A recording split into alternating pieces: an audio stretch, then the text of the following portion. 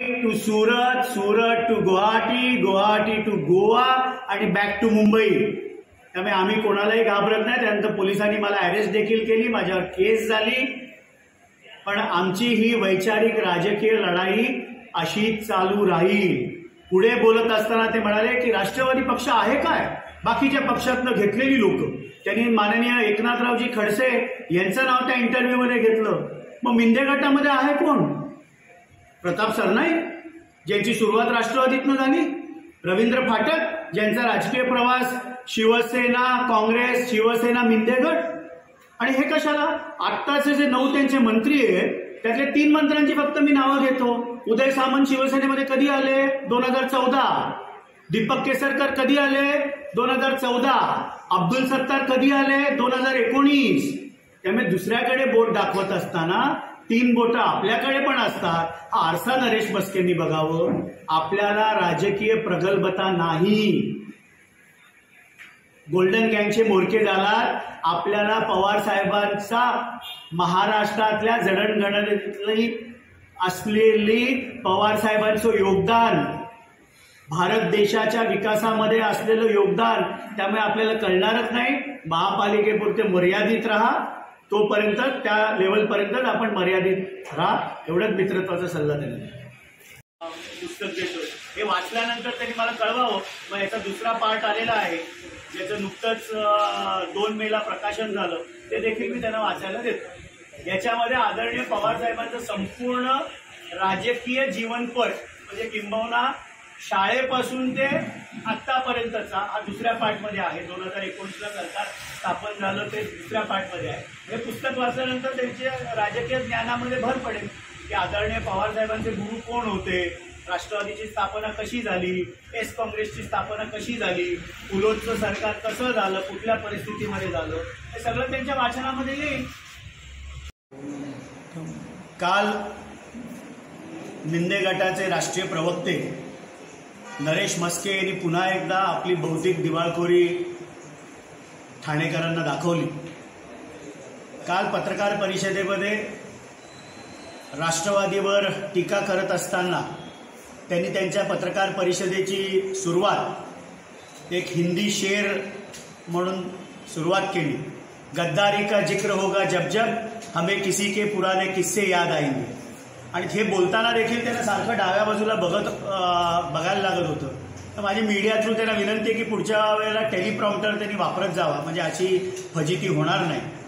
काल राष्ट्रवादीवर टीका करत असताना मी त्यांना आज हे पुस्तक आदरणीय पवार साहेबांचा संपूर्ण जीवनाचा प्रवास, लोक माझे सांगाती, हे त्यांना सप्रेम भेट पाठवत आहे।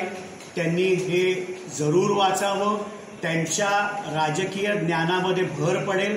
आदरणीय पवार साहेबांचा संपूर्ण जीवनपट, अगदी लहानपणापासून ते आत्तापर्यंतचा हा भाग 1 त्यांना मी पाठवत आहे। हा वाचून झाल्यानंतर भाग 2 देखील त्यांना मी पाठवीन। कारण काल जे जे संदर्भ त्यांनी दिले की वसंतदादा पाटील त्यांचे राजकीय गुरु होते, हे सगळी माहिती ह्याच्यामध्ये आहे। पुलोचं सरकार कसं झालं, त्यानंतर काँग्रेस एसची स्थापना कशी झाली, आणि काल ते म्हणत असताना की राष्ट्रवादी काँग्रेस पक्षाची हा जन्म हा गद्दारीतनं झाला। पण राष्ट्रवादी काँग्रेस पक्ष हा आदरणीय शरदचंद्रजी पवार साहेब असतील, तारिक अनवर असतील, संगमाजी असतील, ह्यांनी ज्या वेळेला काँग्रेसची फारकत घेतली त्यावेळेला नवीन पक्षाची स्थापना केली। त्यांनी कुठल्याही पक्षाची चोरी केली नाही, चिन्ह चोरलं नाही, कोणाच्याही पाठीमध्ये खंजीर खुपसला नाही।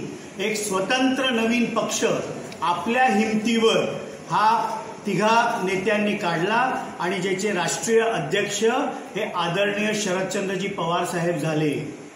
त्यामुळे आपल्याला ज्ञानामध्ये भर पडावी यासाठी हे पुस्तक देत आहे।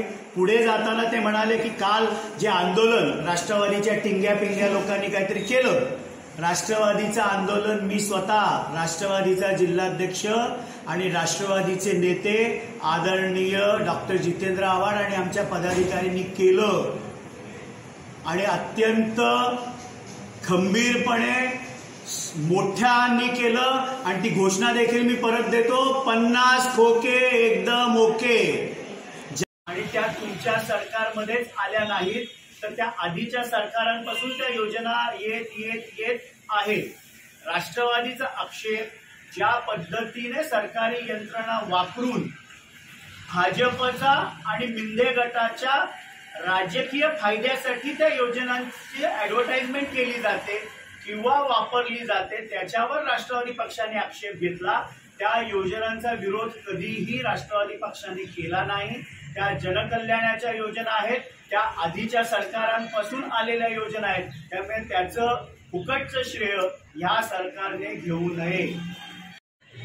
काल राष्ट्रवादीचा 24वा वर्धापन दिन होता. 24 वर्ष पूर्ण झाली आणि 25 आणि त्यावेळेला आपल्या पत्रकार परिषदेची त्यांनी सुरुवात करत असताना एक शेर म्हटला की गद्दारी का जिक्र होगा जब जब हमें किसी के पुराने किस्से याद आएंगे.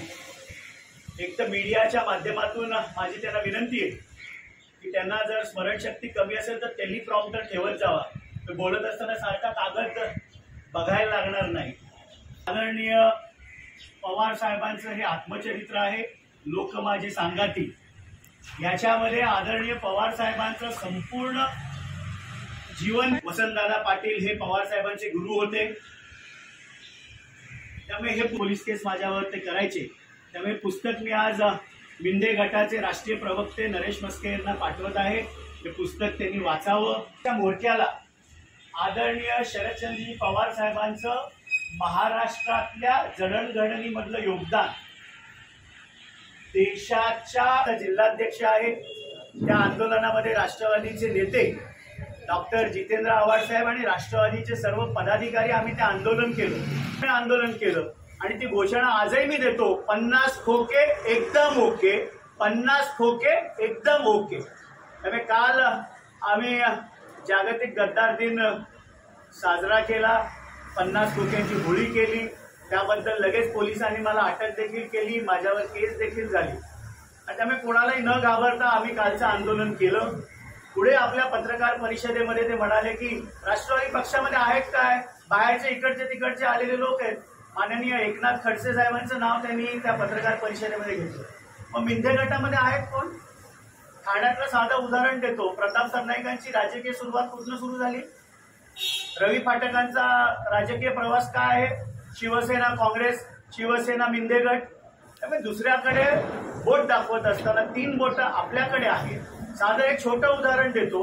आजच्या मिंदे गटाच्या सरकारमधले जे 9 मंत्री आहेत त्यातले 3 मंत्री कधी शिवसेनेमध्ये आले?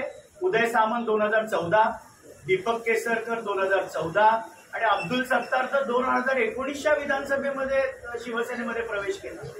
त्यामुळे फार नरेश मस्केंनी आपली बौद्धिक दिवाळखोरी दाखवू नये. बोलताना राजकीय त्यांचा अभ्यास कमी आहे मला माहिती आहे. टेलिप्रॉम्प्टर देखील त्यांनी वापरावा. तर त्यांना मी भेट म्हणून पाठवत आहे, हे त्यांनी जरूर वाचावं.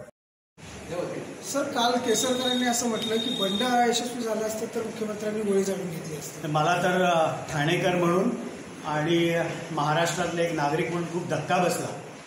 माननीय मुख्यमंत्री एकनाथरावजी शिंदे यांच्याशी आमची कितीही राजकीय लढाई चालू असली, विचारांची लढाई चालू असली, सिद्धांतांची लढाई चालू असली तरी मी आई भवानीच्या चरणी त्यांना उत्तम आरोग्य मिळो हीच प्रार्थना करीन. पण काल ज्येष्ठ मंत्री दीपक केसरकर यांनी जे खळबळजनक वक्तव्य केलं की बंड फसलं असतं तर माननीय मुख्यमंत्र्यांनी गोळी झाडून घेतली असती. मी एकच नरेश मस्के यांनाच विनंती करतो की माननीय मुख्यमंत्री यांच्या जर आत्म्यावर, मनावर गद्दारीचं शिवसेना पक्षप्रमुख माननीय उद्धवजी ठाकरे यांच्या पाठीत खंजीर खुपसल्याचं ओझं असेल तर त्यांना चांगल्या सायकॉलॉजिस्टकडे घेऊन जा. ठाण्यामध्ये खूप चांगले सायकॉलॉजिस्ट आहेत. Doctor Anand Nadkarni, institute for psychological health, त्यांच्याकडे त्यांना घेऊन जा. मानसोपचाराची त्यांना जर गरज असेल तर ती ट्रीटमेंट त्यांनी मुख्यमंत्र्यांनी घ्यावं आणि लवकरात लवकर बरं व्हावं. कारण मला विश्वास आहे स्वप्नामध्ये येऊन देखील बाळासाहेब आणि धर्मवीर आनंदीगे साहेब त्यांना प्रश्न विचारत असतील की आम्ही तर तुला असे संस्कार दिले नाहीत, आम्ही तर तुला अशी शिकवण दिली नाही.